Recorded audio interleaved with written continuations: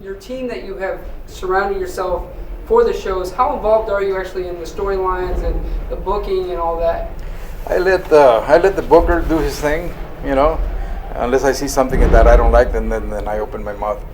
But it's got to be that way. It gives, if I wanted to do what I wanted to do on the shows, then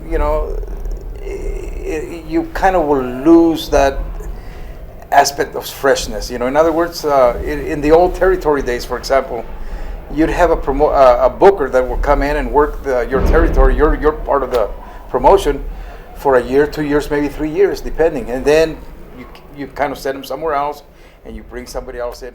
The booker that we have right now, Jake, he's been with me now for, I'm going to say probably 5-6 years now, 5 years maybe. Originally, the idea was for him to help Cincinnati Red, with the booking. But Red, in a way, he didn't want to. He didn't want any help. He wanted to do it all by himself. And the reason that I wanted somebody else to help him with it was, to help him with ideas, because he was still going to other people for ideas anyway, right? So why not just have somebody else there with him to help him out, and also in case something should happen to him or whatever, he got sick or whatever, at least somebody will know what's going on. In other words, share.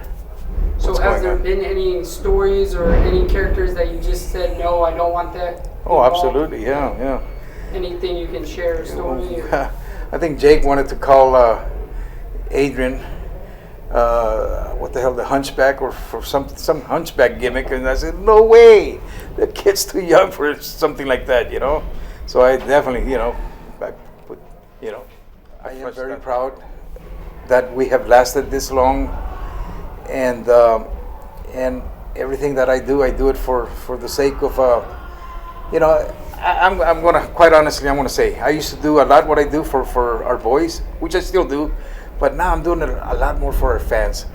Our fans really love our product. If I only wish that we had a bigger budget to work with. If we did, we'd probably be a bigger promotion than what we are right now. But unfortunately, we can only do what we can with what we have. And I love the fact when our fans are leaving our venue, they're telling us this was an exciting show. They're happier than you can imagine.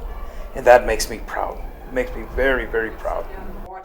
Oh, absolutely. There are certain matches that I really want to watch, especially, a new guy coming into his first match. I really want to sit down and watch. Guys like Vino Gambino, no matter how busy I was at the time, that was an individual I liked watching. Him and Alex Koslov, guys like that, they're incredible. They're incredible. The charisma, it's just something that I enjoy watching, and it's not, it's not everybody, but certain individuals have that. My whole thing with EWF, I keep it old school. If you guys remember the Olympic Auditorium days and going out to see Freddie Blassie, John Tolos, that's what EWF is all about, the old style wrestling. We're not into the crazy stuff. We're not into the cursing. And I don't mean that we don't have the tables and chairs matches. We've had many of them. But there's got to be a build-up for those matches. We can't just on every single show have that, because it means nothing. But you do build-ups. So just like they did back in the day, And I mean, they did have a cage match on every show. They had a cage match, a battle royal, where they had it once a year.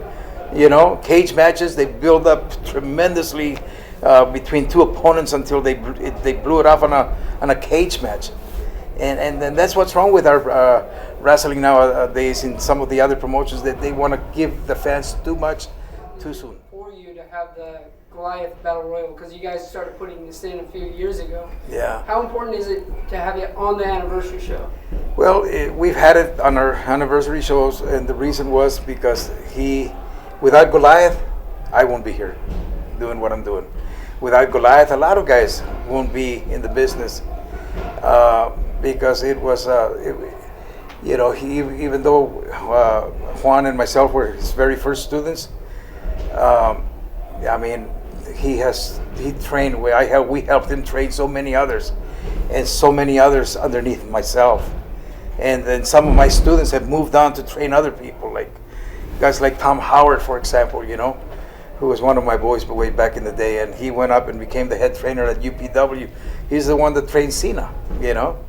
So who knows, you know, I mean, without Goliath, there probably won't be, you know, the stars that we have right now. And to me, it is an honor to honor him in that respect, you know, so that his name will live on just a little bit longer. Anniversary. Is there anything the fans can look forward to?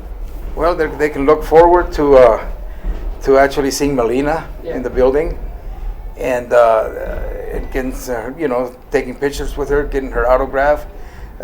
Frankie Kazarian against Scorpio Sky is going to be one tremendous match.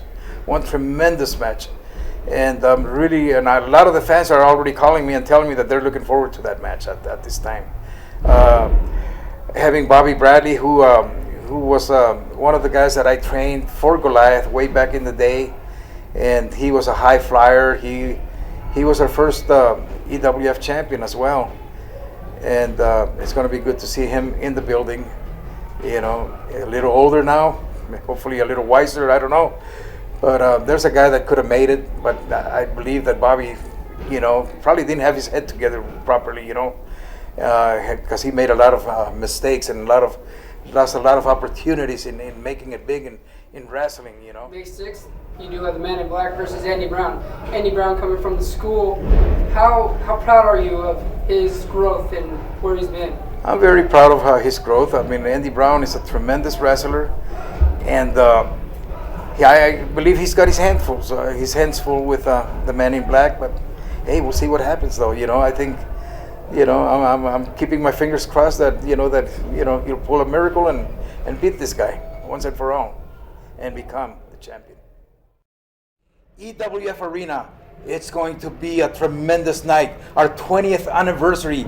We're going to have Melina. We're going to have Frankie Kazarian. We're going to have Rocky Romero. We're going to have the Men in Black. We're going to have Andy Brown going against the title against the Men in Black. It's going to be an exciting night of professional wrestling that you don't want to miss. A group of us went down to Tijuana to wrestle, and had her booked on the show as well. And coming back from Tijuana, we stopped somewhere in the middle of nowhere. You know, there was a Arco station, and we got down. I really had to take a piss real bad. And now Melina was always so, you know, really down to earth. She never yelled. She never cursed. I had never seen her curse or anything like that. But I had to go bad, and they had that cone up on the bathroom there. So, you know, so I went in anyway. And so as I walked in the bathroom, the lady behind the counter started yelling, "Hey, don't you see the goddamn cone?" You know, yelling at my ass. Before I had a chance to say anything, Melina cursed her like a sailor, man. What do you expect him to piss on the floor? Outside or what?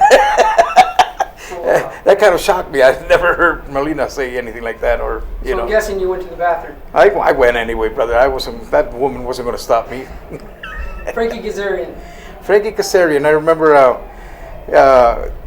we did Channel 7 or one of the stations came down to do a story on the promotion and the school, and I remember him saying, you know, I give myself 3 years. If I don't get signed somewhere in 3 years, I'm going to quit. I thought to myself, don't say that, you know, sometimes it takes a little bit longer, but this kid's going to make it.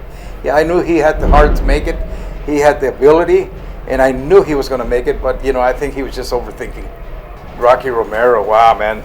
Now, Rocky, for example, small guy, him and Reyes, they tag teamed. When I came up with a name for them, or I was thinking of a name, they reminded me of a couple little Cuban cigars, you know.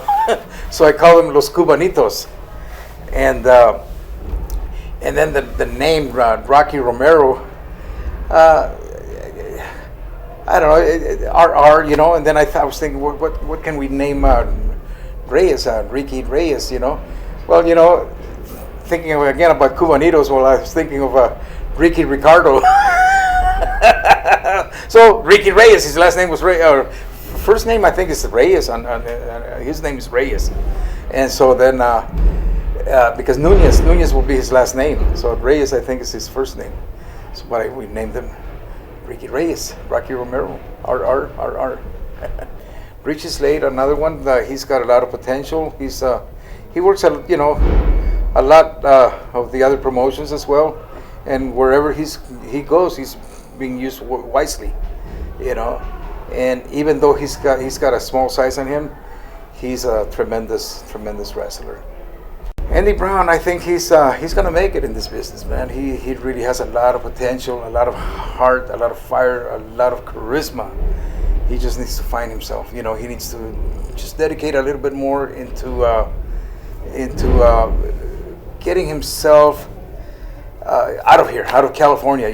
Take a leap somewhere. Take off to back east or go to Mexico. Do something. He needs to spread. Do you encourage that with your students? I encourage that when they're as ready as he is. When they're as ready as he is.